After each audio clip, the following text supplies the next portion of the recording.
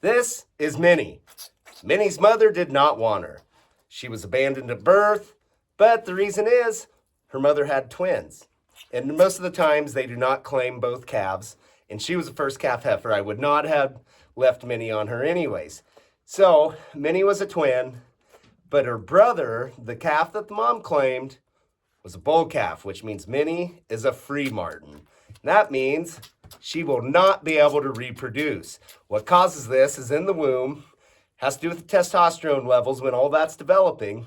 So Minnie cannot have babies, but that's all right. We'll feed Minnie, she'll go to grass, and she will become a steak someday, which is all right, but she'll have a great life.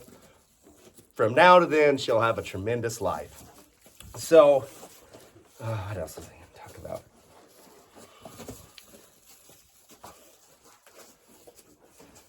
So the reason why I'm feeding Minnie, and I didn't force her mother to claim her, is her mom was a heifer. I do not leave twin calves on heifers. It drags that heifer down too much, and then you risk them going to terrible condition out on grass, trying to support two calves, and then they don't breed back. Or they could dry up completely, and you would be left with two piddly little bottle calves, or two piddly calves when you come off the grass. So Minnie's an orphan, she's a free martin, she's a bottle calf, but if I lose another calf, which I'm sure I will at some point, Minnie will get grafted and get herself a new mommy, and then I don't have to feed her every day. But she is a cutie though, guys. All right, I just wanted to throw that in here. Thanks for checking in. Stop it. All right, guys, now we're just checking some of the heifers. Look at that one, she's getting a good bag on her. She's getting a good bag.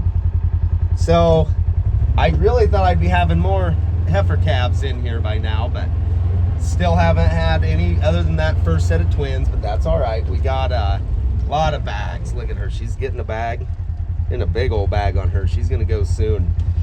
And I've noticed a lot too, they cock their tail off to the side, or they'll get to swinging their tails. It's another way to look. You can kind of notice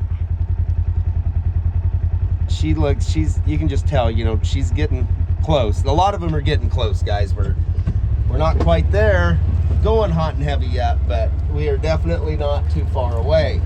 I had a really good one down here that I wanted to show you guys. Not that one, this one right here. She's been kind of hanging off by herself. She's getting a good bag on her. She's got her tail held like that because I believe she just got done using the restroom. But so she is close also. I don't like that one's got a bad attitude. She's kind of a rodeo acting son of a gun. And then we got that Baldy up there still, the one I took a short of her, and she just does not seem like she wants to calf. She's been hanging out by herself, she's bagged up, but she hasn't labored. I don't think there's no issues there like a backwards calf or something that she can't get out. She's never laid down laboring, so we'll just leave her do her thing, and she might take a couple more days at that even yet. So next thing, we're going to talk about retaining heifers versus buying heifers. Let me get situated here. I'll be right back with you. So a very common question that I get is, Farmer Fran, do you retain heifers or do you buy heifers every year? And the best way I can answer that is just flip-flop. 1 year, keep home-raised heifers. 1 year will keep or buy heifers. And a lot of factors go into this. Number one, a big factor is on how dry it was that year. How much feed did we raise? Because, let me try to get some heifers in the background. There, you get a little better background. So, how much feed did we raise during the summer? Was it a drought year and we're worried about, having enough feed to feed the cows? Growing up those heifers throughout the winter and the spring and the fall also cost a lot of feed. So if we're short on feed, just send all the heifers to town. Another factor is even just the price of that heifer. Say sale day, that heifer's worth $1,700, and well, hey, I'm short on money. I need that money. I'm just going to sell the heifers, and I'll worry about finding money to buy heifers back next year. The things I like about buying heifers is you get new genetics into the herd. That's a big reason. And I always say, I think I have what I always consider just average cows, right? A lot of people say, well, I got the best cows, but I'll never say that.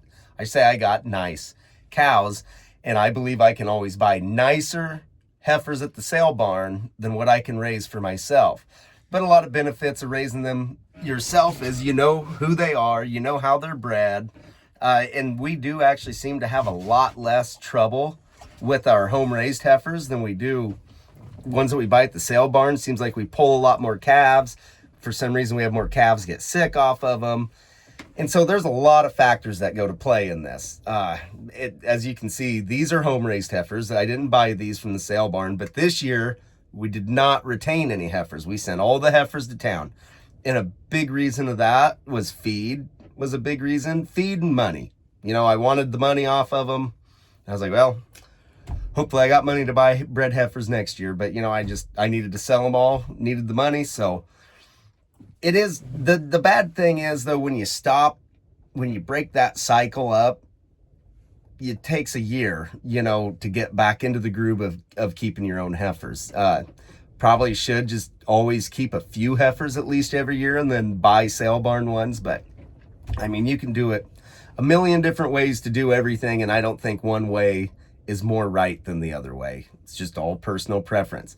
So there you go. I want to point this out too. Look at her lady parts. You can tell she's getting close, guys. She's getting really close. I'm gonna have to probably keep an eye on her. I'll probably have to, they're getting to the point I'm probably gonna need to come down and check them throughout the night now. I think we're gonna start seeing calves here pretty shortly. I hope anyways. And look, that one drives me crazy. I've missed her ear tagging her. All right, so there's a few other things that I want to address with the heifers. So there's this feller on here and on other platforms that follows me that's just got into having cattle. And so he asked me a lot of questions, and I feel like this is another good topic for him, for heifers. If you're, you know, first time calving out heifers. So he's been asked a lot, you know, on the signs of calving. And I want to talk about when they have troubles calving. You know, what do you look for to know when you need to intervene and help that heifer out? So my number one rule is, you know, if I've seen her laboring for about 30 minutes to an hour, just kind of depends on the circumstance, but just say 45 minutes. If she's laboring for 45 minutes and has not made any progress, then I'll just get her in and help her get that calf out, you know, pull that calf out manually. And that's just kind of the better safe than sorry, like the 45 minutes. Some people wait even longer than that to intervene, but I would rather intervene than have a deceased calf. So when the feet first come out, hooves point down. If they're pointed up, those are back legs, and you need to intervene ASAP. So feet down when she's first starting, you're golden, the calf's coming the right way. Watch her, you know, give her that 30 minutes to an hour and see how she's coming along. If she's progressing good, you might not need to intervene at 45 minutes, but just keep a good eye on her. You know, if it ever stalls out, you want to get that calf. If that calf is left in there, you know, it's not getting oxygen. It's what I call going to kind of come out as a dummy. Sometimes its tongue's going to swell up, its head's going to swell. So you don't want that calf stuck in there for too long. Even if its head is hanging out, you still don't want it stuck in there for too long. And a very important thing, if you see a tail sticking out of her, if you see that calf's tail sticking out of her, if you're inexperienced, I would just immediately go to the vet. Don't even intervene it by yourself. If you can go to the vet, just take her to the vet and because tail first means, you know, their butt's sticking out, but their front legs are up in there like that, and that can be a pain in the ass. You got to push that calf back in. You got to try to get them legs pulled out. I've done it, but it can be a chore, and especially if you don't know what you're doing. And I know doing it's the best way to learn, but, you know, first time, watch your vet do it. But like I said, if that's your first time, I would highly recommend, if you see a tail first, if you can, just take it to the vet and have him deal with it. All right. I'm sure as these heifers start calving, I'll have some troubles with them. We can make videos on that, and then we can kind of Q&A on that. So there you go. There's some more advice for you. Now Josie and I are going to go feed the bottle calf.